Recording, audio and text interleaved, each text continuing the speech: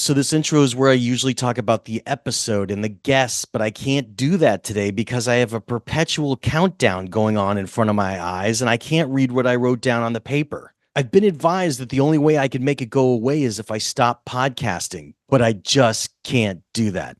Howdy, I'm Jeff Goldsmith, and this is the Q&A. My agenda is simple. Each week, I plan to bring you in-depth insights into the creative process of storytelling. And folks, I have a heck of an episode for you today because we are going to be talking about Netflix's three-body problem, which means that we are interviewing showrunners and writers David Benioff, D.B. Weiss, and Alexander Woo. And I am very happy to have these three on today. We go into a very in-depth conversation about three-body problem, and I gotta say, it was completely fun to geek out about it. For many years, people said this book was not even adaptable, and I gotta say, without a doubt, the ways that Dave, Dan, and Alex figured out to do everything from make the exposition about the high-level physics digestible and figuring out a way to take the unconnected scientists in the book and then connect them for the television show, all the changes that they made really made it into good television. And of course, we covered all of that and more, so I know you'll dig this episode. And speaking of things to dig, I would love to take a moment to recognize today's sponsor, Screencraft. Folks, screencraft.org has everything for your writing journey, and they just announced a virtual writers summit happening in June 2024 with Richard Linklater, Issa Lopez, and Kenta Brunson headlining. It takes place online for 4 weekends in June, and aside from featuring keynote conversations, there's also live Q&A sessions with today's top screenwriters, showrunners, and producers. In fact, you could see the full lineup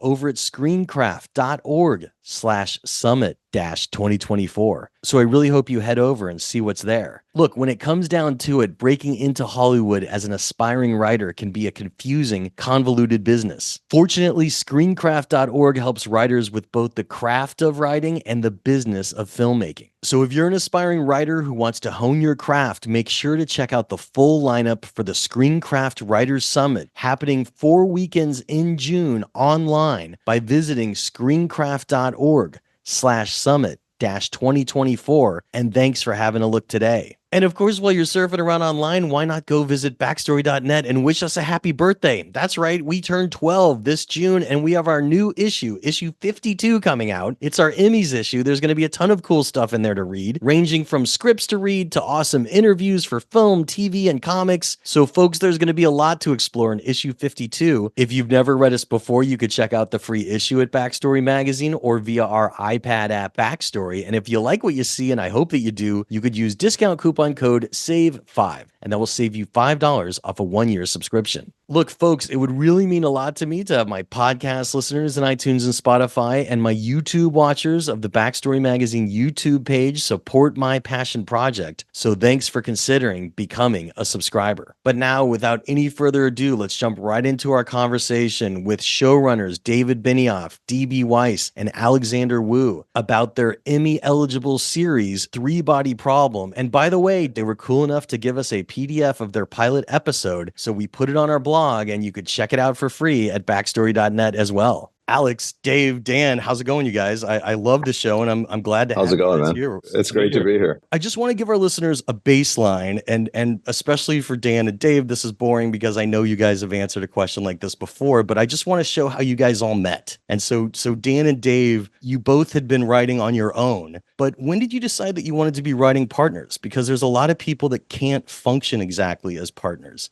and you both had a filmic basis before you went to television, and TV works great as partners. So just tell us about those early days. Well, we first met when we were in our mid-20s in graduate school at Trinity College in Dublin, Ireland. And we were friends for many years after that. And Dan would always be the first person I would share a script with. So if I wrote the first draft of Troy or, whatever script I was working on, I would always send it to Dan. He would give me his notes. And I really came to trust his judgment on things and valued his opinion. And then we'd always talked about potentially working on something together. I guess we did write one script together way back in the day, a horror movie that, thank God, never got made because it was brilliant. What's the title and what's the pitch? Called The Headmaster. The Headmaster. I almost said the Schoolmaster. because that's how long ago that was. It was about what's the pitch? It was about like a prep school that turns out to be a proving ground, like a school for the Americas for Satan. That's awesome. That's awesome. Yeah. Did it get anywhere? Did you guys ever send it out? No, it got nowhere. I don't even know if it made it off our laptops. Yet to be made. Yet to be made. Yeah. Dan was the guy I knew who had Final Draft, and he had written screenplays before. So he was like, he had worked for, Glenn Frey. Like he was the Hollywood guy when I first met him. Hollywood Dan. Hollywood Dan. Yeah. It's like the guy who you start a band because that guy has an amp. So like that guy's automatically in the band because he has the amp and the microphone. And so your collaboration, as we know, worked out fantastic. I just want to hear how you guys intersected with Alex then. How did you become aware of Alex and decide to work with him on this project? And I'll get back to setting up this project in a second, but tell us how Alex came into your field. Well, it was kind of a blind date. Alex, maybe you want to tell the story? Yeah, Peter Friedlander, who's the executive at Netflix who put us together, is someone I'd known for about 20 years. And he had the idea that we might get along. And we had overlapped at HBO while I was doing True Blood and they were doing Game of Thrones, but we hadn't met. We did know a lot of people in common, though, and Peter had the hunch that we would get along, that we saw things similarly, we liked to work similarly, had similar tastes, and it turns out he was right, and he brought us together, and now we've got this show to be very proud of. I think that's a place that I definitely want to head into, in which what you did was really hedging the impossible here, in which everybody had said that these books are almost unadaptable, and figuring out a way to consume even the first book for an audience makes sense for television. And as we know, there is another series that was made as well, but to bring it to Western audiences in English, you did a lot of heavy lifting, and we're going to talk about it. And I'm just curious, really your starting point.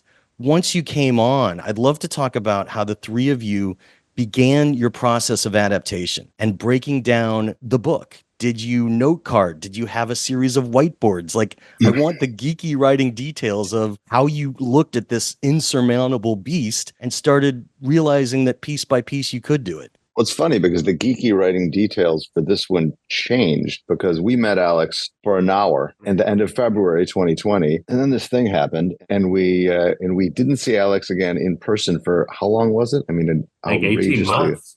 Yeah. Like a long, long time. So the way we normally, all the three of us, I think, tend to come from, we tend to work well initially, like on our own, passing documents back and forth, and so that was fine, and that made sense. But at a certain point, it really does feel good to get in the room, to bring some other people into the room. We always, for Thrones, we'd have the room, we'd set up fill the whole office with the boards and the cards, and we'd have somebody taking notes in the room, and all the kind of the thing you do when you're in a writer's room. We couldn't really do any of that. We tried to do, someone gave it their best shot of like making an online version. Have you ever seen that? Problem is, on the online version on your laptop, the note cards are this big. Oh God. And you have to like zoom into each one, and the interface was like kind of wonky, and it didn't work for us. So we gave up on the note cards. So our process on this one was really a lot of conversations in this exact kind of Foursquare Zoom forum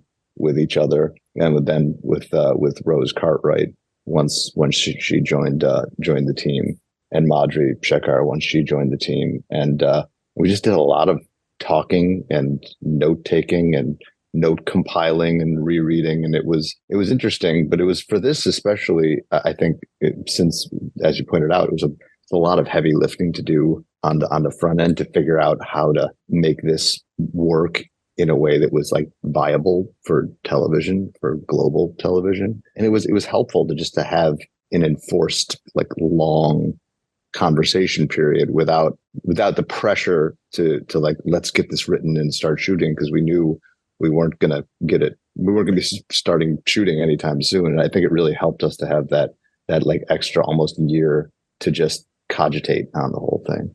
Is that what you say it was? Would you say it's about a year of notes and outlines and stuff like that? At least, right? Yeah, probably more. I'm a big fan of the book that was put out of Coppola's Godfather Notebook, if you've ever seen it. And it Yeah. shows like, him taking pages out of Puzo's book, highlighting, writing notes. Do you ever break down books like that? Is that something that you guys do, or do you really just put it into a doc with bullet points? This one was a little bit unusual because one of the things that came out of those very long Zoom sessions that Dan was talking about was we decided, rather than looking at so much as we're going to adapt the first book and then the second book, like book per season, there were elements from the second book and the third book that we loved and that actually existed contemporaneously with elements in the first book. So characters who were operating the same timeline but didn't interact. And we decided, rather than doing a kind of more straightforward adaptation, we wanted to put all three books, kind of mush them all together and then stretch them out over the course of, say, a 3-season show. Some of the characters, like the Jin character or the Wade character, are only in book 3 and appear in book 1. And the major characters from book 1 don't appear in books 2 or 3. That's not the way we just decided, like, let's have the characters actually know each other. Let's give them like backstories together. Let's put the people who are existing in the modern day all in the first season. So it was really like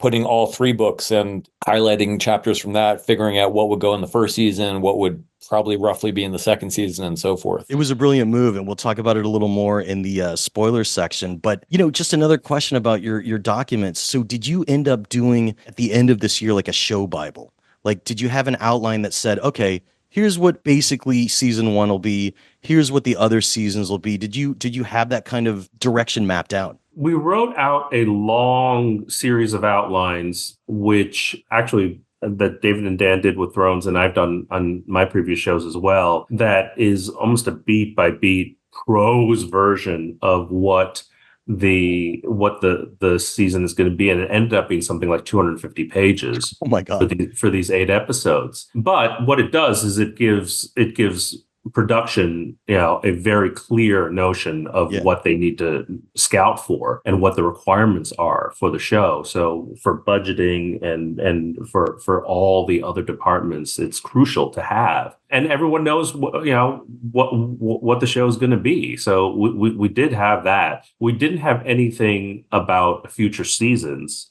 but we did have what season 1 was going to be, and that was an extensive, and it changed. It changed considerably as we went through production and post and jiggered and rejiggered. But it was a great place to start from. I'm curious, just because you've each adapted books before, was there anything from your past that was a trick from True Blood or a trick from Game of Thrones that you kind of remembered being part of your adaptation process that became important in this adaptation process? Or is it, as it sounds, a bit more fluid and organic that you can't pin it on one particular tip or trick? I don't know if it's necessarily a trick, because it's something that I think is kind of innate between all 3 of us. I've in the past attributed to the fact that David and Dan were novelists and I was a playwright, and we're used to working alone and working from character. But that's where we all originate from. And in a television series, I think it's even more important, because the characters are what connect you to the series and make you want to come back week after week after week. And before you know it, you've been attached to these characters for years. You become emotionally, invested in them. And it's crucial because, no matter what kind of, crazy whiz-bang effects happen, it's much more effective if it happens to someone you care about. And so I don't know if it's a trick necessarily, but we started from a point of character, and that required us to pull a lot of the characters from the later books into the first season and have them interact, have them have relationships with them, one of the rivalries, love stories, what have you, so that we could care about them, because very early on, crazy things start happening and we want to care about what happens to them. So putting all the characters on the chessboard early was I think maybe like a day one notion that we started on. And I don't know if it's a trick, but it's something that we all arrived at together. Dan, you were going to say a second ago about highlighting. Going even back way before, I think I even started writing scripts, I always really liked writing in books and like doing a lot of scribbling in books, and to the point where it looked like the book maybe belonged to a mentally ill person. Like with this, with Thrones, somewhere I still have like the first book of Thrones, the paperback that I bought at a Barnes and Noble on the 3rd Street Promenade that I, having read it 3 times, is like just covered in 8 different colors of ink. And with this one, it was no different. It's always kind of, for me, one of the most exciting parts of any adaptation process is reading something through with a pen and just getting down on the page that you're reading it, whatever ideas those pages spark in your mind, and drawing, kind of having annotations pointing you to other pages where you've got other ideas that are connected to those ideas. And at a certain point, you need to go, I would always do that first, and then go through the book page by page and type down, get into a document, whatever ideas and the quotes that were relevant to them. I mean, that's awesome, because a lot of people like collating all those notes. Because, I've talked to writers that keep, notebooks and journals, and writing is great. But the problem is sometimes collating all these great ideas and reminding yourself of them. So that's great that you actually then went back through. The transcription process is, I think, also a remembering process where you have an idea and you forget about it 10 seconds after you write it down. And the process of transcribing, collating what you transcribed, you just, without even doing it intentionally, you find that by the time you get to the point where you're ready to send a document, even by the time I'm ready to even send them to David, whatever my ideas are, I've already had to go through my own thoughts 3 times. And in that process, new thoughts spring up. And that process also, what seemed like a great idea at 3 a.m. Is not such a great idea at 3 p.m. So a lot of stuff falls by the wayside. There's a kind of a refining process that goes through even at the front end when you do things that way, and force yourself to engage with your own thoughts, good, bad, and ugly, several times before sharing them with anybody else. I'm curious, you had this great relationship with George R.R. Martin on Game of Thrones. What was your relationship with the author like here? I know that early on he gave you a blessing based on your previous work for each of you, that he trusts you and he's cool for you to make changes, and he knows that changes are part of the process. But was there ever anything further than that, like a notes process where you were sending him drafts or outlines and he was like, oh, wait a minute, or, oh, I have a new idea, like that I never made it into the book that I want to tell you about? Did any of that happen? Nope. So no interaction other than he gave you a blessing? No, I mean, unfortunately, I wish that we had all lived in the same country and we could have spent more time with him. Unfortunately, he's in China. We are here, and then, we're in England shooting. So we had that Zoom with him, and then we would get, periodic messages. But no, that was very much the process with George, and it wasn't, unfortunately, the process with Cixin Liu. But, that blessing that he gave was kind of a crucial. I really remember exactly where I was sitting. We were on the East Coast for something, and we all had a drink. It was kind of early in the morning, but we wanted to toast. It was a very long process to get the rights to these books, to get everything. It took forever. And there were many periods during this negotiation when it seemed like Netflix was not going to get the rights to the books. And Alex and Dan and I had already spent at this point hundreds of hours on these Zooms, talking about how we would, because we kept being optimistic, kept thinking it's going to happen. So we did that thing which young writers should probably never do. Which is, I'm shocked to hear this, by the way. Yeah. It's not a great strategy. Dan and I did the same thing with Thrones. We actually wrote the pilot before. We wrote the pilot, before you met with George. Not before we met with George, but before HBO had made a deal. Oh, okay. So yes, not very smart necessarily, but you get really eager and excited to do something, and you just want to work on it. So when we had that call with him, I'll always remember having this toast in the middle of the day, and then he was sitting in front of a wall. I think it was in Beijing, right? It was in Beijing. Yeah.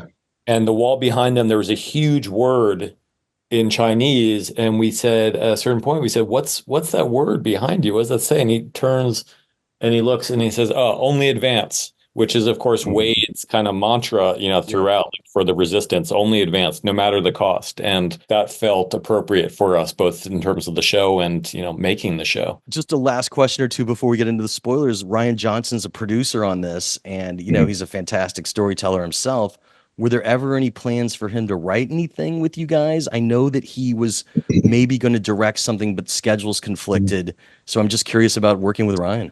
We've known Rian for a long, long time. And it was funny because when we started this process, we were told, well, we're engaged already. We're kind of in discussions with a major filmmaker.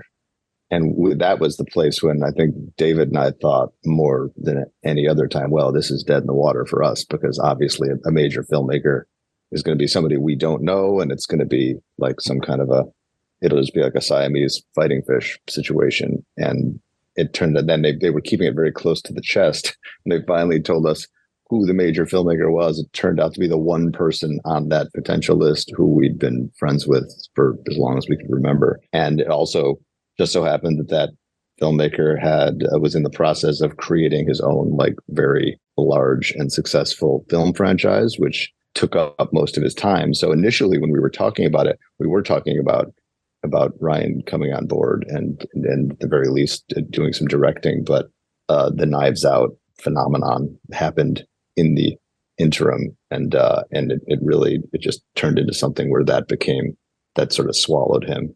But it was really excellent having him involved for so many reasons. Him and Ram Bergman, his partner, who are two just excellent people to have in your life personally and professionally. And Ryan's thoughts about what's working, what's not working, how you might fix the things that aren't working. I mean, he's someone who really, really knows what he's doing. And we were just lucky in so many ways that the unnamed major filmmaker happened to be Rian Johnson. He's fantastic. I mean, the last question before we get into the spoilers is, how'd you arrive at 8 episodes? Game of Thrones, first few seasons were 10. This is very dense material. I could have easily seen this as 10. How did you arrive at 8? Or was it just a financial decision and Netflix is like, yeah, let's do this in 8? And then you wrote towards that? It's a good question. I'm trying to remember back to 4 years ago when we decided on 8. It made sense to us. I mean, financially, there, you can't go and make 20 of these, right, just at the scale. But there's something nice also about the number 8 that sort of divides things really neatly, and we could sort of like mentally think of it in chunks and either 2 halves or 4 quarters. It always felt very natural for us to do it in 8, and it fit very neatly in 8. I think if in the process of our writing it turned out it felt more like 7 or 9, we could have made that change, but 8 always felt right. It definitely works. I was just curious. I want to get into the spoilers because I've been dying to. So podcast listeners and iTunes and Spotify, YouTube watchers of the Backstory Magazine YouTube page where you could watch this Zoom. If you have not yet seen 3-Body Problem, it's probably in your pocket. Press pause. Don't watch it on your phone. Go watch it on Netflix and come back, because we're now going to talk about the spoilers. You've been warned. I think the biggest breakthrough that you had of how to make this novel accessible is the creation of the Oxford Five, because in the novel, they're disassociated, forgetting even that you were bringing characters from the third into the first, which we'll talk about in a second. But the creation of the Oxford Five and giving these characters a similarity and a past together gives a lived-in feel. And it's just a great way to introduce them and to see them grow together and apart and to solve problems together. When did that idea come about? And then we'll talk about Will and Jen in a second as well. But just starting with the Oxford Five, because it seems really important. I think, in these early Zooms, we were talking about the desire to bring characters together. And then as we were trying to figure out how to make it work, if you're going to steal from the best. And Larry Kasdan is a screenwriting hero for all 3 of us. And the way he opened The Big Chill was such a brilliant way of introducing the audience to a bunch of characters who have known each other for a long time, but who the audience is meeting for the first time. And, through a funeral where they're all going to Kevin Costner's funeral, right? I mean, Kevin Costner, famously the body that you don't actually see in the movie. And so we thought, there's a great scene in the books with the character that we called Vera committing suicide. And then we want that scene in there because it's a pretty powerful scene. And then what if she was a professor and all these characters were former students of hers? So kind of like all these, just brainstorming ideas that eventually led to that decision for an opening. And then, once you had the opening, it's like, okay, well, they were all students together at Oxford. They come from all over the world because they were recruited by this professor, Arieh. And they're all brilliant. They all started in physics. Some of them have stayed with physics, some haven't. But it kind of all started from a desire to make them friends with each other. And also, they're scientists. And so, well, how would a group of young scientists have become friends? they went to graduate school together. It just kind of made sense. It was pretty early on in the process that, we all knew from our previous work, we got to care about these people in order to care about the show. And so let's put our all our chess pieces on the board early and then have them have relationships with one another. So that was a pretty early decision.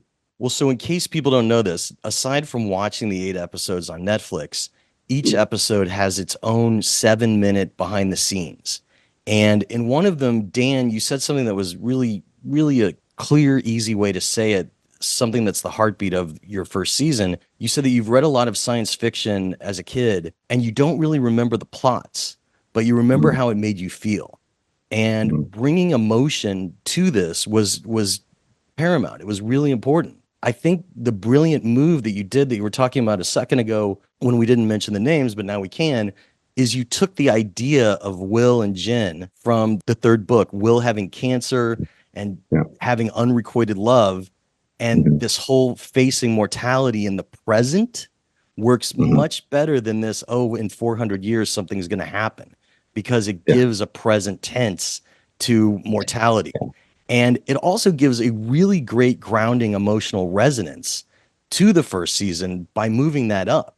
So I'd love to hear more about the idea to do that beyond just connecting timelines. At first I was like, where are they going with the cancer patient thing? And then I'm like, oh yeah, okay, I see it. And it really became, I think, the glue of what holds your first season together so well. And for people that have read the books, it continues to have resonance in the future, I would say.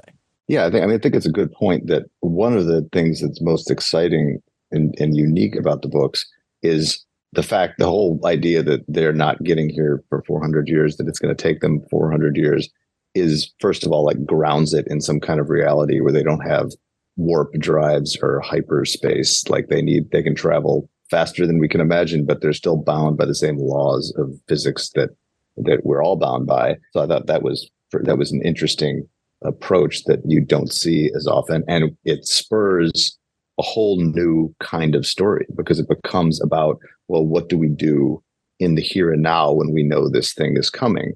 But in the here and now, getting back to what you were talking about a minute ago, like you need emotional stakes in the here and now, and what you need to care about what's happening with the people here and now, because eventually they're going to get to, down the line, they're going to get to a place where they're encountering the thing that's coming. But in the meantime, there has to be something rooting you to the human ground of this story. And I think that that you're completely right in thinking that the Will-Jin relationship that you get introduced to in the first episode, and which is the thing that ends the last episode, is the frame, kind of the human emotional frame that everything else takes place in for that first season. So yeah, and with everybody, with all the characters, it's about, there are things happening related to the core of the story, related to the aliens and their presence and their approach. There are things happening to everybody, but it's really, there needs to be a version of that story that makes you worry for them and that makes you care about them right now. And it's different for one of them. When we meet her, like a minute after we meet her, Augie starts seeing things that would drive any person crazy. And so like that's her cross to bear for the first, half of the season anyway. And Saul has got a different thing. And he's kind of in the place of stasis initially, and until something at the end jars him out of his stasis. First, the sickness and death of his friend and his friend's predicament.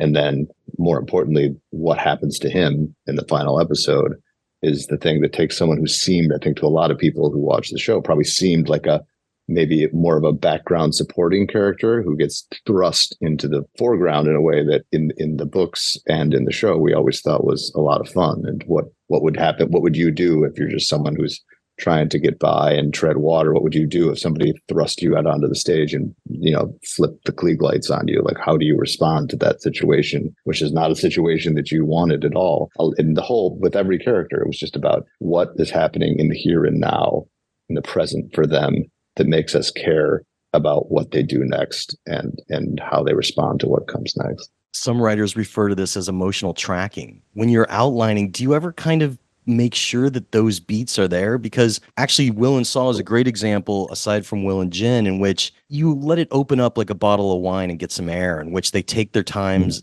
hanging out on the beach, hanging out in hospital rooms, and it becomes important to the story and who they are and what they believe in. And, some shows would want to maybe rush to a more, let's prepare for the war with the aliens scene. And knowing that you have that all along, it really works to balance each other out. And I'm just curious, do you actually look at emotional tracking in an outline perspective, or is it just more a feel for you? Because everybody's different in how they write and how much they map out and how much they feel their way through it. I think we all kept it in our minds, but what was the finished product was the result of many, many, many different iterations. And there were times along the road where things didn't track completely right. The aliens have just announced themselves. That's a big deal. But then you have this thing that's happening very personally to Will, that 400 years isn't going to matter to him because he doesn't even have 4 months. There was a lot of iterating and reiterating, along the way, from outline through script, through production, through post, to keep those emotional through lines as strong as possible. Well, we did have a plan and we did have it mapped out, but there's adjustments you have to make along the way. Of course. And I want to talk about that for a second, because it's always fascinating to hear left turns. And by left turns, I mean ideas that, like Dan's scribbles in the margins, the ideas that seemed cool at the time, you put it on paper, you never shot it. It was something that you cut. When you're adapting, of course, you're inventing as well. So is there anything you want to tell us about season 1 that was never shot, but could have been? So something that you loved that maybe existed for a week, a month, a half a year on paper that you eventually realized you needed to cut. Unfortunately, there was stuff that we did shoot that we then cut. It's part of the process with the first season. I mean, with Thrones, we had a pilot and we made a bunch of mistakes on the pilot. And then we were lucky enough to get to go back and make a season 1 and try to learn from the mistakes. Here, in some ways, you're excited not to have to make a pilot because, you've got a season 1. It's all greenlit. We can go make the show, which is great. But it means, at least for us, because we're, highly imperfect, you're making a lot of mistakes in season 1 and you're scrambling to try to rectify those mistakes while you're shooting season 1. And then sometimes even after you've shot. There were a fair number of scenes that we wrote that we really liked, and oftentimes that we got great performances from our actors. And you just realize when you're putting the episodes together, this doesn't really work. And also some stuff as we got the episodes cut together where we're thinking like, oh, this isn't, these two aren't connected enough. Like, what can we do to try to improve that? So do you want to talk us through one of those examples? Because some of them are redundancy, I know, obviously, for edits that need to go. But I'd love to hear if there was like a lesson you learned of like, yeah, we totally didn't need to shoot that. I wish we didn't waste our time on that and focused on something else. It's always just fun to hear that with deleted scenes if you want to pick one in particular. One thing I'm actually very glad we shot, because it was really fun to watch it and fun to cut it. At the beginning of the 3rd episode, so we put a giant ridiculous drum kit, John Bradley's character's house, because John Bradley is actually a very good drummer. So we just got like some rented a $12,000 drum set and put it in the middle of his room. And at the gathering, initially at the gathering of people in his house at the beginning of episode 3, we had him subjecting them all to a drum solo. He's playing the drums and just making them sit there and watch him play the drums. And they think it's all finally over, and he just kind of keeps going. And he did a really, really great comic musical performance. And when we put the whole thing together, we realized ultimately that the last thing you saw, especially if you're binging this show, the last thing you saw is when Jay pressed the button inviting the aliens to come and conquer the Earth. And there's an emotional intensity to that we really wanted to make sure carried through to the next episode. And it was possible that a minute-long drum solo was not the way to preserve that emotional intensity. That, sadly, the drum solo, as much fun as it was to watch in and of itself as a standalone scene, did not make the final cut. We lost Albert Einstein, which is too bad. Oh, God. Yeah, that was too bad, too. Explain this. There was a scene that maps a little bit to something in the books where Albert Einstein appears and explains a good deal of what they've experienced in the game. After the craziness of the Kublai Khan sequence, where 30 million Mongol soldiers get pulled up into the sun. It felt like we were trying to top it, and we couldn't top it. And instead, we went for a much more succinct explanation with characters that carry through. Again, this is going back to our characters, and this is, having Tatiana and having Sofan and having the little girl, the follower, be part of that explanation scene.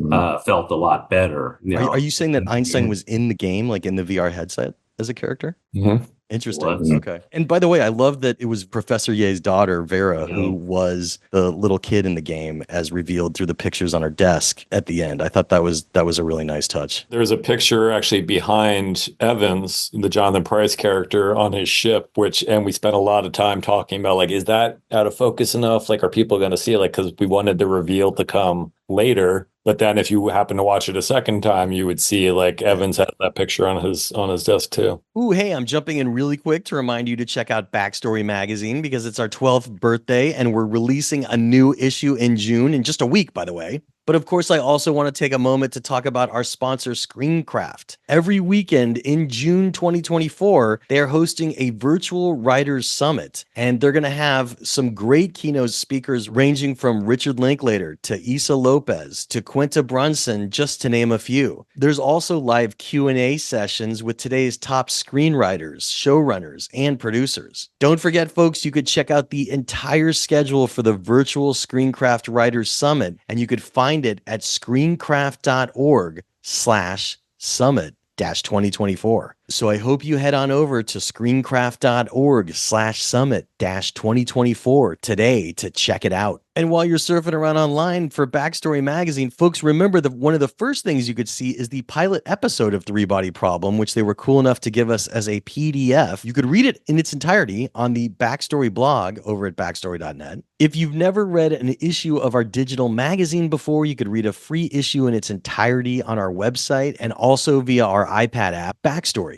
And if you like what you see, and I hope you do, I hope you'll consider joining us as a subscriber, because it would really mean a lot to me to have my podcast listeners and iTunes and Spotify and my YouTube watchers of the Backstory Magazine YouTube page, which is where you could see all these Zoomcasts. It would really mean a lot to me to have you join us as subscribers. So thanks for considering. But now, without any further ado, let's jump right back into our conversation with showrunners David Benioff, D.B. Weiss, and Alexander Woo about their Emmy-eligible series, Three Body Problem. Professor Ye obviously is a physicist. She's a devout scientist. It's fascinating to see how that devotion turns almost cult-like and religious in the followers of the aliens that really are working against humanity. And that's a tough thing to sell when you know that the whole Earth is going to be squashed like bugs, as they say. And it's not easy to reinforce. So when she pushes the button, it's this beautiful,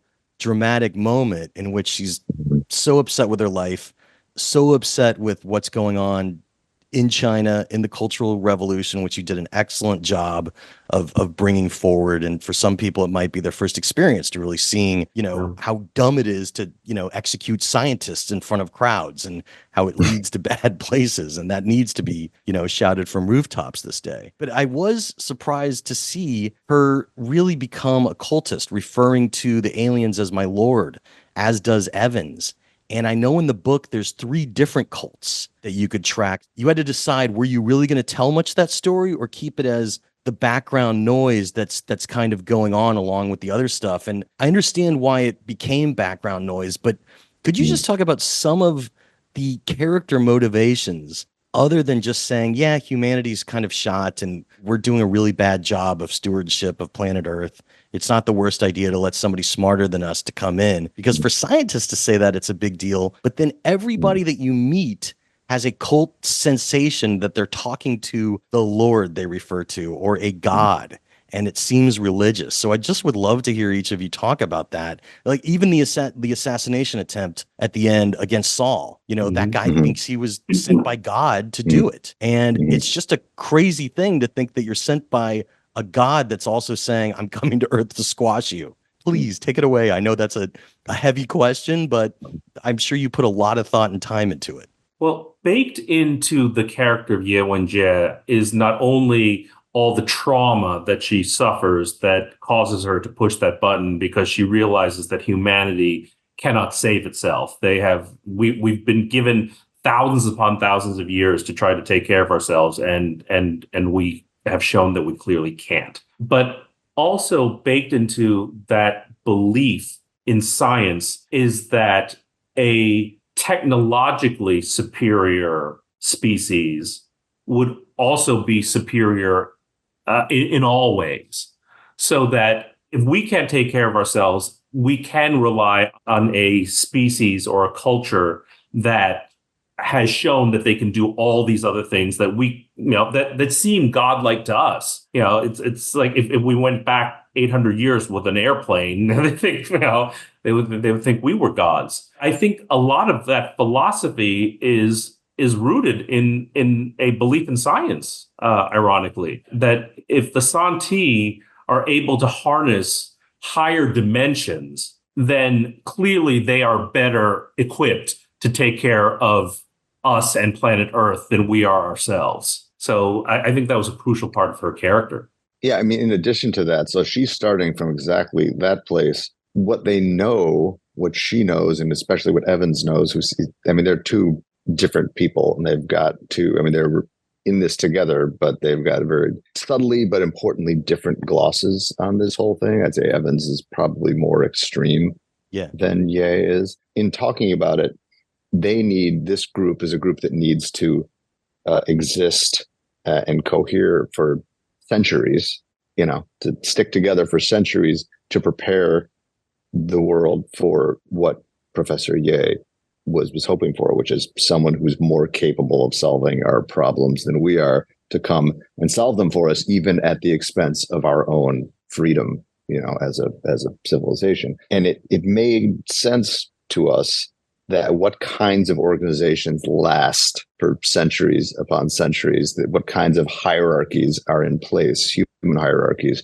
that outlive civilizations, that outlive countries, that like what package is going to survive, what human or hierarchical organizational package is going to survive for 400 years. And the religious undertones of it coming to the fore made sense, because rank and file, even if your rank and file are the people in the organization in the show, which are not your typical religious adherents. I mean, they're all scientists. They're meant to be extremely accomplished people on one form or another. They're not just grabbing people off the street and proselytizing kind of left and right. They're looking for a very specific kind of person who adds value to the organization. But to add a religious underpinning to that, it seems like it gives the organization a much better chance of continuing to exist within the strictures that Ye and Evans designed over a long period of time, long after Ye and Evans are dead. So I think that probably, it's just something inherent in connecting it to that inherent need in human beings to feel like they're part of something that transcends themselves. Yeah, sorry to interrupt. It's just fascinating that sometimes, the scientific method and scientists themselves are turned off by the cultish aspects that religion brings. Mm-hmm. And here there's a question of faith that begins right in the book with, longtime physicists committing suicide when their particle accelerators are spitting out impossibilities that make them reconsider everything that they've learned about the laws of physics, etc. We learn later that it was part of a plot just to confuse humanity because the aliens also fear us. I guess, Dave, for you on that subject, it's an interesting plot point when Evans, through telling the aliens, come to this concept of a lie, and that even a fairy tale, aka fiction, what we consider to be a light lie, nothing bad, no bad intentions. It's just telling stories. They don't have a concept of that because the aliens have more of a group think behind them. And for that reason, they distrust us. And suddenly even Professor Ye realizes when she hears the tape that the concept of them becoming somewhat benevolent stewards of Earth has changed, in which they now consider us bugs that maybe need to be squashed because we're liars and operate on a different level. So Dave, I'd love to hear about that, because that's a big turning point when they decide, humanity, Red Riding Hood, not into it. You guys are liars. We don't like it. That's who we are. Jeff, you summed it up pretty well already. That's a good synopsis. And this is such a major turning point in the season, as you say, and in the relation between the Santi, this alien race, and humanity. And part of what we loved about it is, in a show that has some very big set piece VFX, this was Jonathan Pryce sitting in a desk at a desk with a speaker in front of him. So basically, and then C, the actress playing Sofan, was I think like sitting under the desk. She was kind of like hidden, so she'd be out of camera, but so that her voice would be right there. But it's a very low rent, inexpensive, just basically an actor on stage. When we talked to Jonathan Pryce about it, Dan and I remember we're walking through Hyde Park in London, and we desperately needed to cast this role, and we'd been lucky enough to work with Jonathan once. And we said to ourselves, let's just call him and see if he wants to do it. And remember describing this scene to him and saying it's a little bit like Crap's Last Tape, where it's just you really on stage and you are talking. Unlike Crap's Last Tape, he's not hearing his own voice. He's hearing a different voice, but it's all you, and everything changes in this moment. And part of the fun of it is, we're telling a story about a guy telling a story to an alien who doesn't understand stories, and gets a little bit meta. And it's just, I think it inspired by a chapter in the second book. And as one of those chapters where we, once we started breaking down the first season, we thought, well, we gotta pluck that from the second book and put it here because it works so well. And it's one of the fascinating things. I mean, I think you always think about the aliens in terms of like they've got different technology and they look different. They're green, they have tentacles. But one of the great things about the books, Cixin Liu's books, was this notion they're very different from us just on a philosophical level, like just the way they evolved. And if they're able to communicate through thought, that means they're not capable of deception because, as you said before, like they're accessing each other's minds. And that's such a different way of communicating than we have. So, these conversations we had during the year and a half of these COVID Zooms were really wide ranging. And I think one of the things we talked about, Alex mentioned before his background as a playwright, and there's Eugene O'Neill's Strange Interlude, right? Where you actually hear the character's thoughts, like the spotlight goes on to one of the actors on stage and then you hear their thoughts. And that was his attempt to show like what people say is radically different from what they're thinking, which we all know, but it's hard to show in drama because you don't normally have access to characters' thoughts. So anyway, this is a sort of wide-ranging answer to a question which you already kind of answered in your excellent summation of the basic problem between our species and this alien species and why they can't trust us and why, even after meeting people, even after communicating with people like Ye and Evans and so forth, once you realize that humans are essentially deceitful creatures, it's hard to imagine coexisting with them. Well, and you give that hopism that the book gives, in which the first communication is actually somebody that is a rebel of a sort of the alien saying, do not respond, right? Going against the group think. And that's baked in there too. You mentioned Einstein a second ago. I would geekily say that Einstein still has an appearance in your series through the joke that the professor tells, which has the summation punchline, which ain't that funny, as Saul points out, of don't play with God, right? And so it seems to be that there's a bit of mystery baked in there. He knows that she's speaking in code of some sort, which happens in different places in the books. Would you say that the summation of don't play with God is to remind Saul, don't ever put on that headset because it allows the aliens to hack you? I would say that Ye is communicating something to Saul. They both know that they're being surveilled.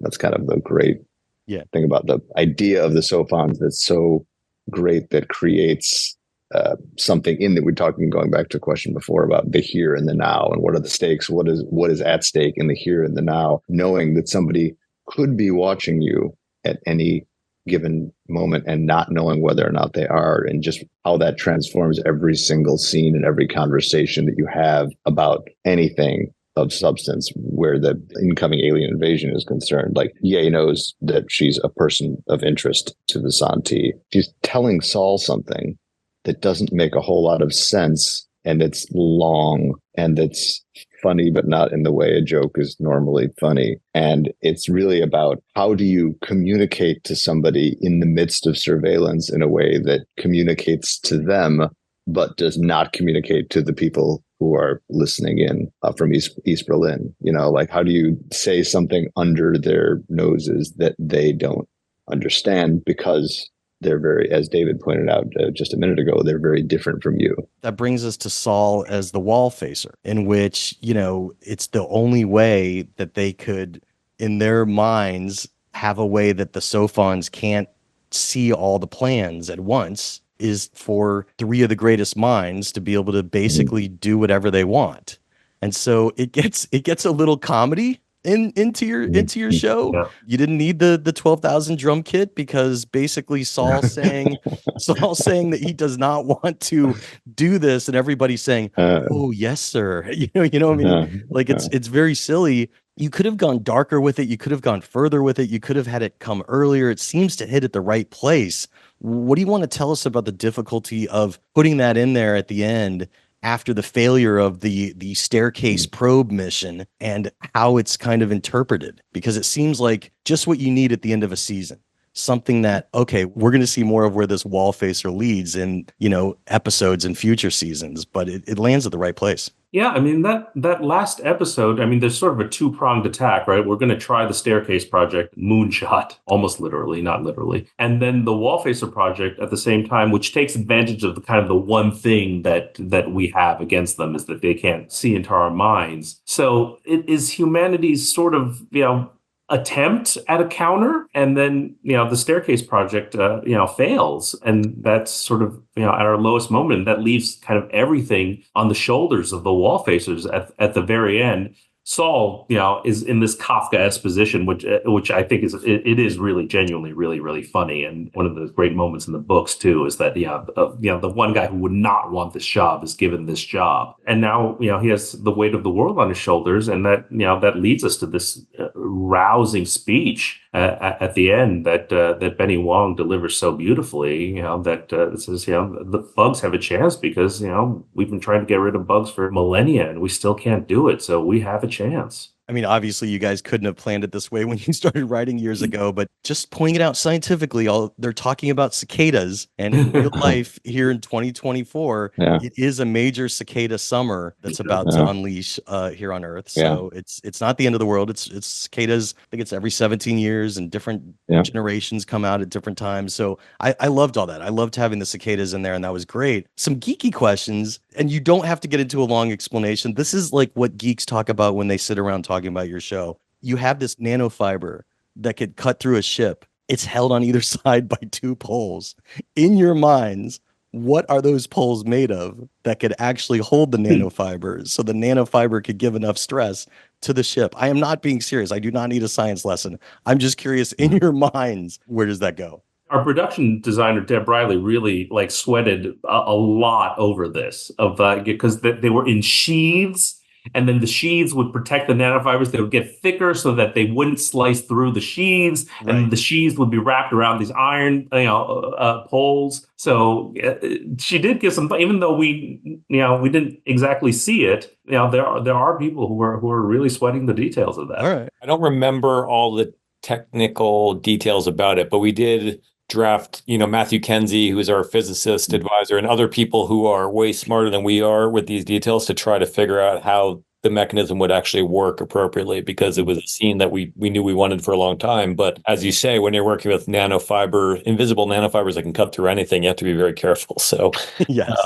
It all made sense when it was explained to me, and it has drifted out of my consciousness. I seem to remember it had something to do with building up a tiny nano armature that's thicker than the fiber to hold the fiber, and then building up something that's a little bit bigger than that to hold the thing holding the fiber, and scaling it up until you get to macro scale, where you can attach it to a pole. I thought it was a great scene. Yeah. The effects looked great. It was a kind of dumb plan if you really think about it. And I know this isn't you, it's from the book, only because there is a chance that they could have destroyed the drive that they wanted with the nanofibers, and they just got lucky. And those kids are lucky, and that's from the book. That's not on you. We did joke about what would happen if they finally got to the hard drive and it was sliced right down the middle.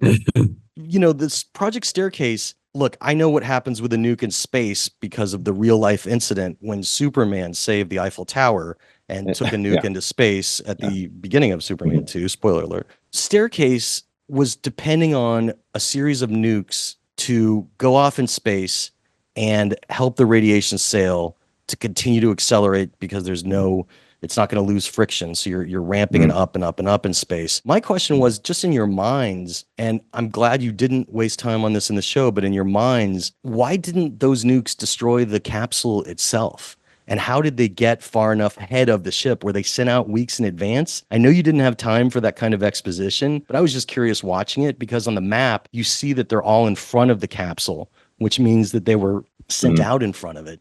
And I was just curious why they didn't evaporate it and stuff like that. So this is what's tricky is if something's moving 50,000 miles an hour or something, you can't actually show something moving at 50,000 miles an hour because it crosses a frame so quickly, like it wouldn't even register on a frame of film. So the speed at which it's going is supposed to be immense, and the distance from the sail is supposed to be immense enough that the capsule itself, with like whatever shieldings on it, can survive at a distance like whatever size nuclear weapon goes off. So a lot of those details by necessity get lost in any visual representation of the event that's going to make any sense to anybody, because you need to see the basics of bomb goes off, sail moves forward, sail pulls, capsule. Like you need to tell that story with images, and those images are going to have to cheat like the reality of what's happening, because in reality, like the sail is supposed to be like many kilometers away from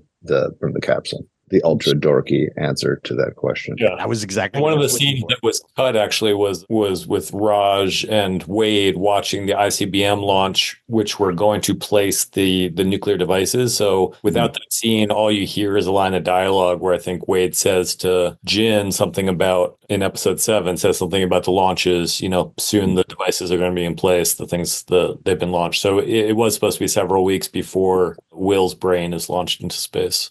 I thought what you did with Augie was fantastic, in which she abandoned science because she's seeing her science used as a weapon. That worked perfectly. But, you know, I think a place to end on as we're running out of time is for each of you, and it's totally fine and encouraged for your answers to be different. What was your toughest scene as a writer? What was the scene that you remember sweating, spending late nights on, coming back to over and over? And how did you creatively rise to the challenge? Alex, starting with you. No pressure on you, Alex. In some ways, it came very easily because a lot of the stuff was already written, but I did feel a great deal of responsibility in the struggle session because it's something that has not been put on film very much at all. It's something that my family has lived through and suffered through. And being able to tell that accurately and vividly and honestly is a huge responsibility. So getting that right was a major, sweated a lot over that. Your hard work paid off. Dave, your toughest scene. You know, it's a weird one because no one watching it would be like, oh, that must have been a really tough scene to write. But the very last scene that we shot was a scene from the first episode where we meet Jin and Augie in a bar. And we shot that because when we watched the episodes after we had, finished with the principal photography and everything, we realized these two are at the core of the story and their relationship needs to be stronger, and we never got to see the introduction of Augie's countdown. So luckily Netflix was kind enough to give us one more scene. It was the first time I've ever shot in Los Angeles, actually. So I've lived here for nearly 30 years, the first time I ever got to work here. And, we had to wait till the very, very end of post-production to finally shoot it and set it in there. And it was kind of trying to figure out, like, what can we do with this one weekend to shoot to really set up these characters and hopefully have them land for an audience. That's a great thing to add because it helps reinforce it and you needed it. So I'm glad that you had the money to do it. Yeah, Dan, me too. What was your toughest scene?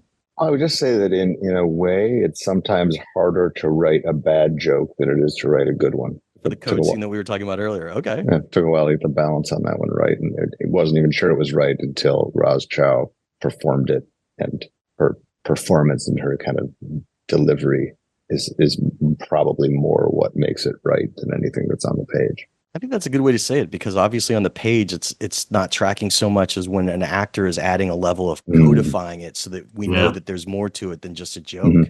And Yeah, it was 100%. perfect. Look, you guys had an unsurmountable task, like that you made it. You did a fantastic job. Earth is in good hands with y'all. I hope that a season 2 is announced soon. I want to see a season 2 of this, and congrats on a great season 1. Alex, Dave, and Dan, thanks so much for your time today. Thank you so much. Thanks, man. That was a lot of fun. And that's how the Q&A went down. Special thanks again to showrunners David Benioff, D.B. Weiss, and Alexander Woo for being so generous with their time and coming down to chat about their Emmy-eligible, awesome sci-fi series, Three Body Problem. And by the way, if you want to read the entire pilot, you could read it as a PDF on our blog at backstory.net for free. Of course, I want to thank our sponsor, Screencraft. And every weekend in June 2024, they are holding a virtual writers summit. It's all online, and it's going to include keynote speakers Richard Linklater, Issa Lopez, and Quinta Brunson, just to name a few. There's also going to be live Q&A sessions with today's top screenwriters, showrunners, and producers. You could learn more about the Screencraft Virtual Writers Summit by visiting screencraft.org/summit-2024. That's screencraft.org/summit-2024. I hope you go check it out today. And of course, while you're surfing around online, you got to wish us happy birthday, because Backstory Magazine just turned 12 and we're going to be releasing our next issue. That's right, our Emmys issue next week. So I hope you check out our June 2024 issue. You can read all about what's inside once we release it over at backstory.net. And it's going to be packed with a lot of cool interviews and scripts to read as usual. So we're very excited for it. You know, if you've never read us before, you could read our free issue on a desktop or laptop at backstory.net or via our iPad app Backstory. And look, it would really mean a lot to me to have my podcast listeners in iTunes and Spotify and my YouTube watchers of the Backstory Magazine YouTube page, which is where all these Zoom casts are taking place, so you could see us have these conversations. It would really mean a lot to me to have you join us as subscribers, so thanks for considering. The Q&A with Jeff Goldsmith podcast is a copyright of Unlikely Films Incorporated in 2024. All rights reserved. And folks, if you want to drop me a line, I'm pretty easy to find. You could find me on Twitter as Yo Goldsmith or Backstory_mag, or you could find me on Instagram with those same handles, Yo Goldsmith or Backstory_mag, or you could even visit my Facebook fan page and drop me a line there, and I'm going to try and get back to you. Or finally, you could drop an email to backstoryletters@gmail.com and I'll hit you back there. I'm Jeff Goldsmith, the publisher of Backstory Magazine and the host of the Q&A, thanking you for tuning in and telling you to stay out of trouble. Till next week.